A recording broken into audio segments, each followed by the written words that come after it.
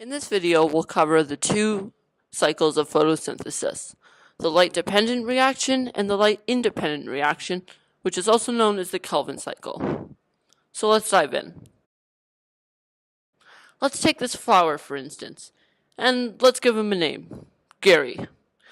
Gary is able to create his own energy from the sun's rays through photosynthesis. To better get an understanding of how this works, we'll need to zoom in.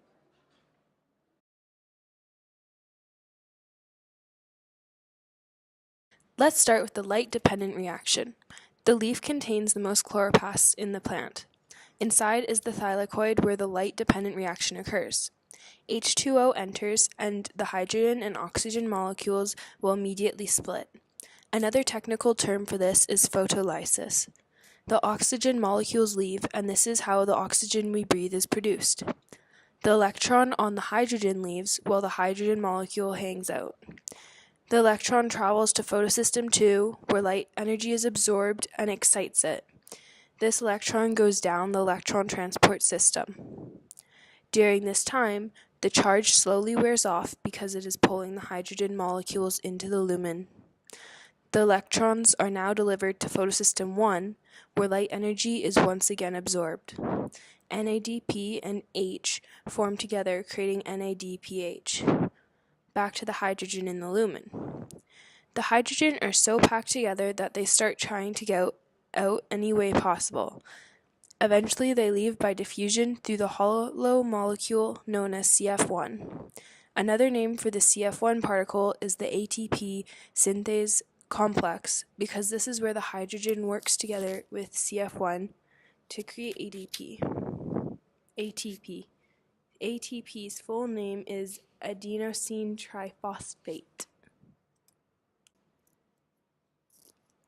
Working alongside the light-dependent cycle is the light-independent cycle, or the Kelvin cycle.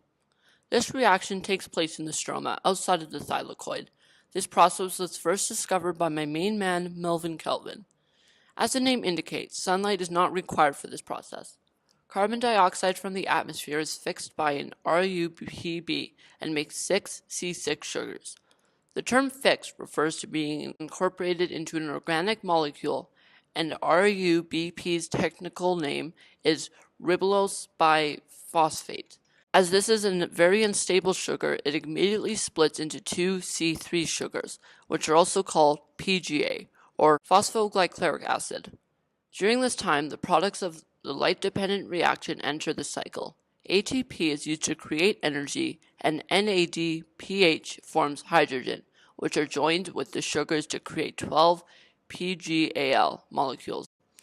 2 molecules are used to produce glucose, and the remaining 10 are recycled back into the RUBP, which it goes back into the cycle to fix more carbon, thus continuing the process.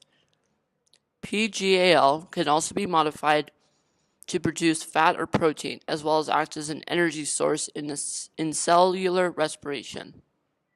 And so there you have it, photosynthesis.